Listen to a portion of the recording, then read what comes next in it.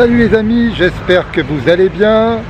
Vidéo assez exceptionnelle car ce soir j'ai décidé d'aller au théâtre Hébertot à Paris pour voir Misery, la célèbre adaptation du roman de Stephen King. Donc j'espère que ça va être bien. Je suis très curieux de voir le résultat et tout vous dire.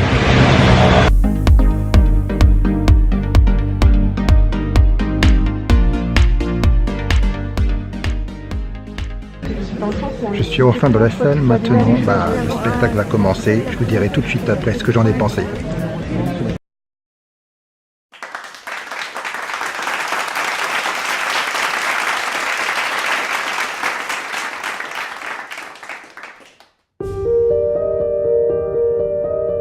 Où suis-je? Vous ne bougez plus, rien ne peut vous arriver. Je suppose que ça relève du miracle, que vous m'ayez trouvé. Je vous suivais pour voir la lumière de votre chambre, la chambre du plus grand écrivain au monde. Et n'imaginez pas que quelqu'un viendra pour vous. Personne ne sait que vous êtes là. Alors, priez pour qu'il ne m'arrive rien, parce que si je ne reviens pas, vous mourrez. Mais elle est complètement folle. Elle va finir par me tuer. Bon, de retour chez moi pour parler de cette pièce de théâtre, Misery. Je vais vous dire tout de suite ce que j'en ai pensé. Tout d'abord, pour les cancres qui ne savent toujours pas ce qu'est Misery, je vous fais un petit récapitulatif de ce que c'est. Misery est avant tout un roman de Stephen King, édité en 1987, qui a été un énorme best-seller. En 1990, Rob Reiner a mis en scène une adaptation cinématographique de ce livre, et ça a été là aussi un énorme succès. Les acteurs qui jouent dans ce film, c'est James Caan et bien évidemment Kathy Bates, qui, rappelons-le, a reçu un Oscar amplement mérité pour ce rôle. Non, ne me dites pas, il y a parmi d'entre vous des personnes qui n'ont vu ni le film, ni lu le livre. Bon, un résumé s'impose. Paul Sheldon est un écrivain à succès qui vend des best-sellers énormes et à un moment, il a malheureusement un accident de voiture. Il est sauvé par une infirmière du nom de Annie Weiss qui décide de l'héberger. Elle va donc le soigner. Donc l'écrivain se trouve alité et trouve le temps vraiment très long, surtout que là où habite cette infirmière, se trouve dans une maison très isolée, au milieu d'un paysage totalement enneigé. Par le plus grand des hasards, rappelons-le, cette infirmière est une fan absolue de cet écrivain et elle tombe sur le manuscrit d'une de ses héroïnes préférées, Misery. Elle demande donc la permission de lire le livre et l'écrivain accepte. Sauf que voilà, les choses ne vont pas vraiment se tourner comme ils étaient prévus.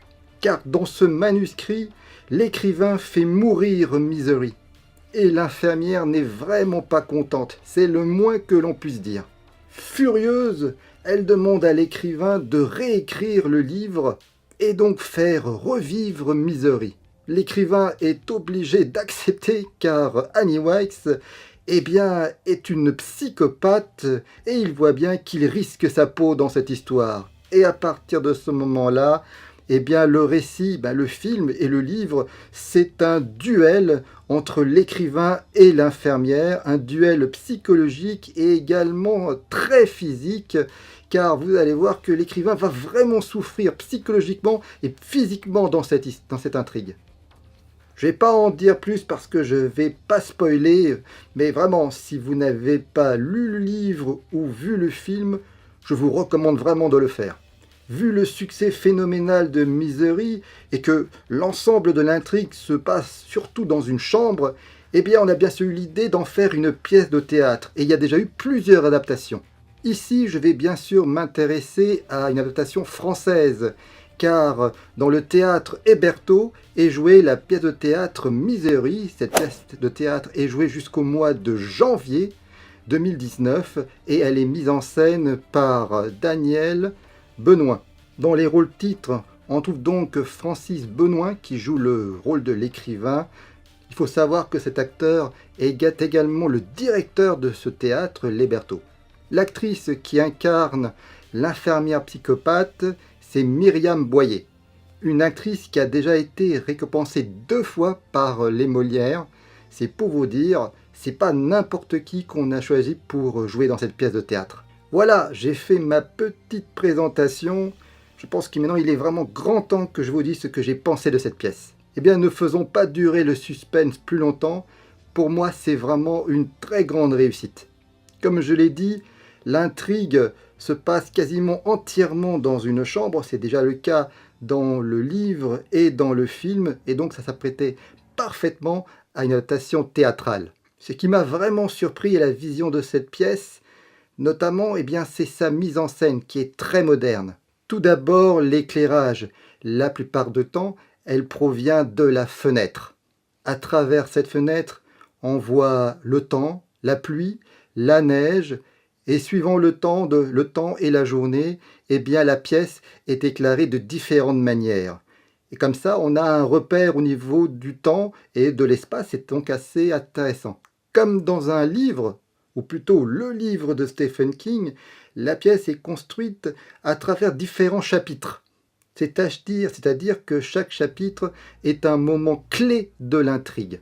Il n'y a donc aucune longueur, chaque chapitre est donc vraiment capital. À l'instar du livre et du film, la pièce de théâtre, c'est une lente progression dans le psyché des personnages et de leur psychose. On le sait, Stephen King est terrifié par ses fans. Il les trouve parfois excessifs. Et c'est cette peur, cette psychose qu'il traduit en ayant créé cette intrigue qui est Misery. Et cette peur est parfaitement adaptée dans cette pièce de théâtre. C'est vraiment un huis clos puissant, prenant, intense, qui bien sûr reprend les scènes importantes du film et qui sont parfaitement mises en scène dans cette pièce de théâtre. Comme je l'ai dit, cette pièce de théâtre est construite à travers différents chapitres. Eh bien, entre les chapitres, il y a un lien, et ça, c'est là où je parle, le côté moderne de cette pièce. Il y a des projections vidéo qui donc montrent un peu le côté terrifiant de l'intrigue et le côté cauchemardesque surtout parce qu'on a des visions, par exemple, de Annie qui est projetée sur le décor de la pièce, et ça donne un côté vraiment cauchemardesque, voire surnaturel à l'intrigue. Il y a également ce qu'on peut appeler des différents écrans, on va appeler des caméras de sécurité. Comme ça, on voit ce qui se passe également à l'extérieur de cette chambre, lorsque par exemple, les personnages quittent la chambre pour y faire autre chose, quelque chose de secret. Bref, c'est une mise en scène vraiment astucieuse, moderne, et grâce à elle, on s'ennuie vraiment jamais. L'intrigue est très fidèle, il n'y a absolument aucune trahison. Et vous allez me dire le plus important aussi, et les acteurs dans tout ça. Eh bien, ils sont vraiment excellents. L'acteur Francis Lambraille interprète vraiment parfaitement l'écrivain. Il fait ressortir avec une grande justesse sa peur et sa souffrance face aux situations cauchemardesques qu'il est en train de traverser. En d'autres termes, il est plutôt sobre et convaincant. Et par certains moments, il joue quand même un peu de cynisme. Il y a des moments assez drôles. Parfois, dans cette pièce de théâtre, il y a un peu de cynisme dedans et c'est dû au ton qu'engage ce personnage. Pour l'actrice Myriam Boyer, c'est sûr que c'était très difficile de passer après Kathy Bates.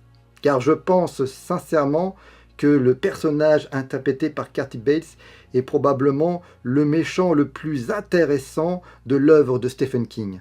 Et bien là encore, l'actrice Myriam Boyer est excellente.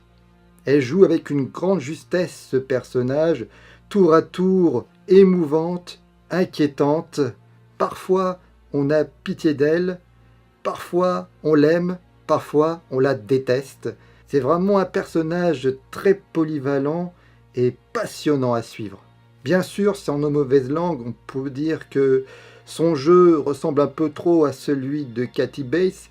Je dirais même qu'à certains moments, j'ai l'impression si je veux être un peu méchant, qu'elle singe un peu l'interprétation qu'a offert Kathy Bates.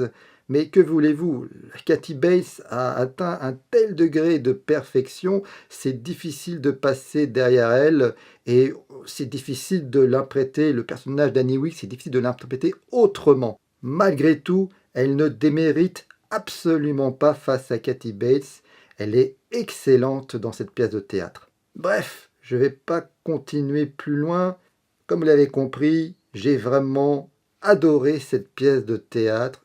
J'aime beaucoup à la base le récit Misery et le voir à travers une pièce de théâtre m'a vraiment réjoui. En d'autres termes, si vous êtes un fan de Stephen King, je vous recommande vivement d'aller voir cette pièce, car c'est quand même rare de voir des pièces de théâtre tirées comme ça de romans populaires, fantastiques ou horrifiques. Et si vous êtes un fan de Stephen King, ne manquez pas cette pièce de théâtre. Donc si vous êtes parisien, vous savez ce qu'il vous reste à faire. Et si, à un moment ou à l'autre, jusqu'au mois de janvier, vous avez l'intention de visiter Paris, eh bien ne manquez pas cette pièce de théâtre, je pense que vous ne le regretterez pas. Voilà, cette vidéo se termine ainsi. Comme je l'ai dit, eh bien, j'aime bien parler de mes passions. Donc voilà, il est très rare qu'on parle de YouTube, de pièces de théâtre. Pour le moment, je n'en ai même pas vu. Il y en a sûrement qui l'ont fait, mais je n'ai pas vu une seule vidéo, en tout cas, qui parle de pièces de théâtre en règle générale. Et donc, j'espère que ça change un peu et que je vous ai donné envie d'aller voir une pièce de théâtre, surtout que cette pièce-là le mérite amplement. Bref, si vous avez aimé cette vidéo, n'hésitez pas à la liker, mettez-moi dans les commentaires si vous connaissez cette pièce de théâtre, si vous l'avez déjà vue, ou si je vous ai donné envie d'aller la voir. Partagez ma vidéo, abonnez-vous à ma chaîne, c'est gratuit, ça me fait plaisir, ça me donne vraiment envie de continuer. Et croyez-moi, vu la période, si vous avez vu ma précédente vidéo, c'est pas facile. En tout cas, je vous dis à une prochaine fois. Allez, bye!